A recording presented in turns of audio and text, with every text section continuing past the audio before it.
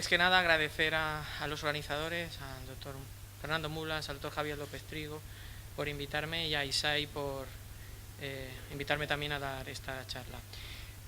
El perampanel, como sabéis, es un fármaco que se desarrolló, este fue el inventor, el doctor Hanada. No sé si conocéis al inventor de algún fármaco, pero yo os presento al del perampanel.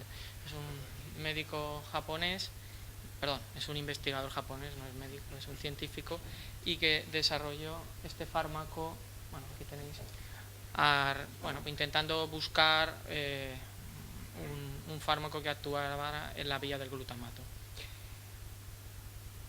Como todos sabéis, es un fármaco con un mecanismo de acción diferente a los que teníamos en el momento actual, por dos motivos: porque actúa a nivel postsináptico y sobre todo pues que actúa como antagonista no competitivo del receptor AMPA. Era un receptor en el cual no teníamos fármacos y actúa inhibiendo la vía del glutamato, impidiendo que el glutamato se una al canal y en consecuencia no se abre el canal y no pasa el sodio ni el calcio y no se produce la descarga. Bueno, evidentemente es un fármaco nuevo que lleva en Europa desde 2012 y en España desde principios de año.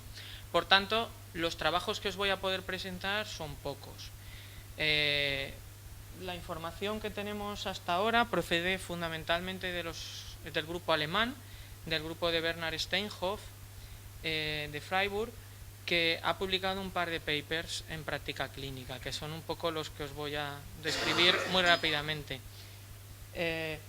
Este paper, que publicó en el Epilepsy Research hace unos meses, incluía 281 pacientes en seguimiento durante 6 meses, utilizando unas dosis medias de 7 miligramos, aunque ellos llegan hasta 15 miligramos. Siempre las dosis con los alemanes tenemos igual un poco de tener cuidado, porque son más grandes que nosotros. Entonces, pero bueno, hay experiencia al menos con esta dosis. Y lo que ellos vieron en su subanálisis era que había un 15% de pacientes libres de crisis en el caso de parciales complejas, que mejoraba en el caso de generalizadas a un 32%. A la hora de secundariamente generalizadas, todos los pacientes tenían epilepsia focal. Y los respondedores entre un 48 y un 57%. Cuando analizaron los efectos adversos en este grupo, vieron que se produjeron en un 52% de los pacientes, y los efectos adversos más frecuentes fueron somnolencia, mareo e irritabilidad. Que, como podéis ver aquí, pues bueno, hay una cierta relación con la dosis, pero tampoco totalmente, ¿no? Al principio parece que sí, pero luego ya parece que con dosis más altas ya no hay tampoco una relación muy clara, ¿no? Todos estos aspectos que nos explican los alemanes pues son discutibles, lógicamente. La otra experiencia que hay es del mismo autor, que publicó en un suplemento de epilepsia y que analizaba la serie solamente de Cork, que él es de Cork, no de Freiburg, perdón. Y vieron que, bueno, había uso de dosis entre 4 y 14 miligramos. Como veis, la mayoría de pacientes utilizaron la dosis de 12 miligramos. Y un aspecto que en ese momento se estaba mirando bastante era si había diferencia en las dosis que se tenían que utilizar de fármaco y en la respuesta, según si se utilizaban inductores enzimáticos, fármacos inductores enzimáticos, o no se utilizaban. Porque en los ensayos clínicos se había visto que los que utilizaban inductores necesitaban dosis más altas y tenían una caída de eficacia, y ellos no vieron este dato. Bueno, todo esto nos deja bastantes cosas en el aire. No sabemos si creernos todo esto porque hay poca información y evidentemente lo hemos de poner en duda, y estábamos obligados pues a hacer un estudio en España.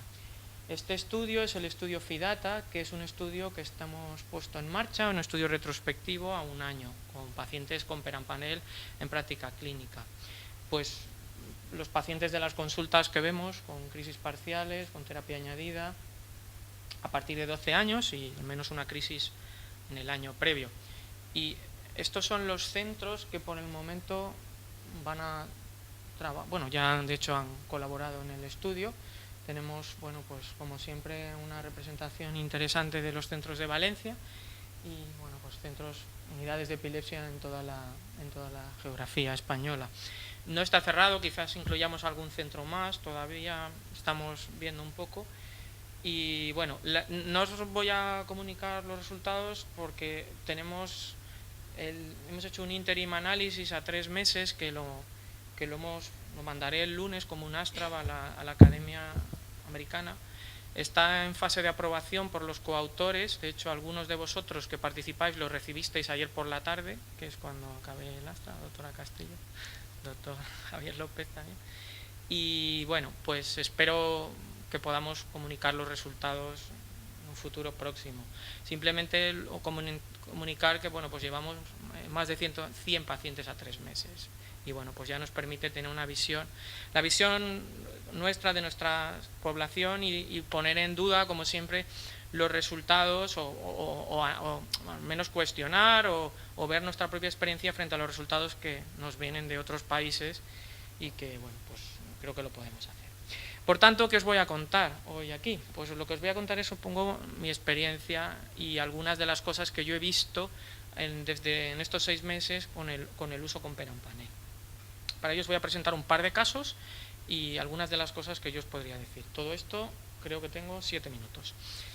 El primero es una chica de 17 años que bueno, empezó con crisis a los 12 años, crisis que se quedaba reactiva, y es una estudiante de enfermería, no había nada de interés, un traumatismo a los 2 años. Ella tenía crisis que se queda parada, una especie de crisis parcial compleja, y en ocasiones hace secundariamente generalizadas. Esto es electro, tiene estas puntas frontales izquierdas, ¿vale?, que podéis ver, y tiene esta resonancia que es, bueno, nunca hemos conseguido ver claramente nada, ¿vale? De hecho está informada de normal, la hemos repetido y no hemos conseguido ver nada. Entonces esta paciente empezó con la motrigina y llegó hasta 300 miligramos. Es una elección buena, ¿no?, empezar con la motrigina en una paciente. Y no, bueno, requirió, en general le controló las crisis parciales complejas, pero seguía teniendo una generalizada al año. Le sentaba bastante bien, pero bueno, su control no era muy bueno. Y en este momento no la veía yo, se veía en otro centro. Y se decidió también en otro centro cambiar por oscarbazepina y se pusieron 1500 miligramos y la verdad es que le fue muy mal porque empeoraron las crisis, efectos secundarios, la pobre tuvo de todo y se volvió a la lamotrigina, que se asoció al levetiracetam. Este es el momento en que nosotros la empezamos a ver. Con eso estuvo bien, 1 año sin crisis y ya iba a volver a conducir, pero reaparecieron hasta el punto de hacerse crisis parciales complejas semanales. Hicimos un reajuste de medicación, se llegó a 400 miligramos, seguía igual, se cambió a la cosamida y no conseguimos en este caso controlar las crisis.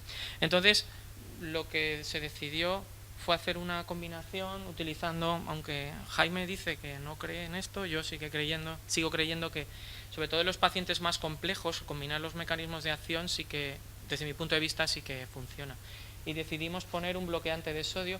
Decidimos volver a la lamotrigina porque ella tenía bastante fe en este fármaco y siempre la perspectiva del paciente es importante, ¿no?, para la hora de tratarle. Quizás no sabemos si lo hubiéramos dejado con la cosamida si el resultado hubiera sido igual, es posible.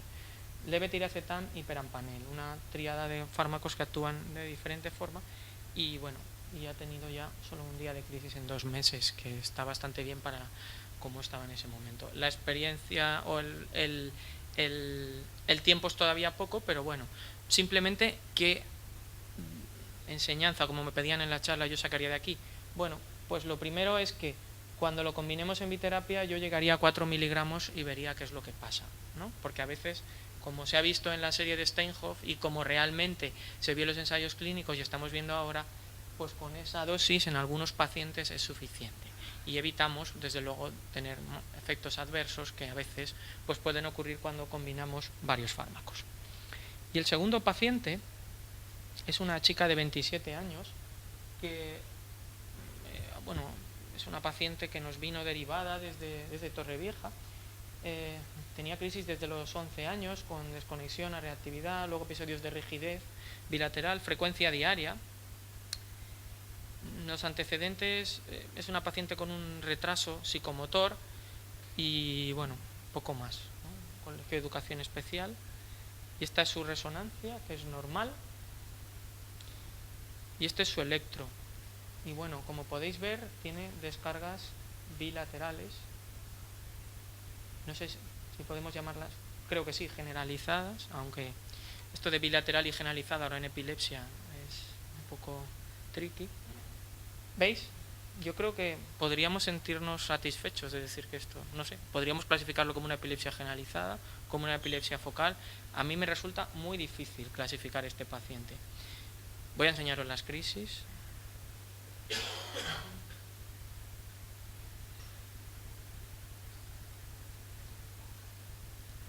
Esta es las crisis que tenía.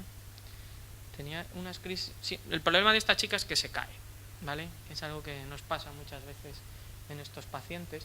Fijaos, tiene esta, se pone en esa crisis, se pone un poquito rígida, una crisis tónica y se cae. Tiene una retropulsión.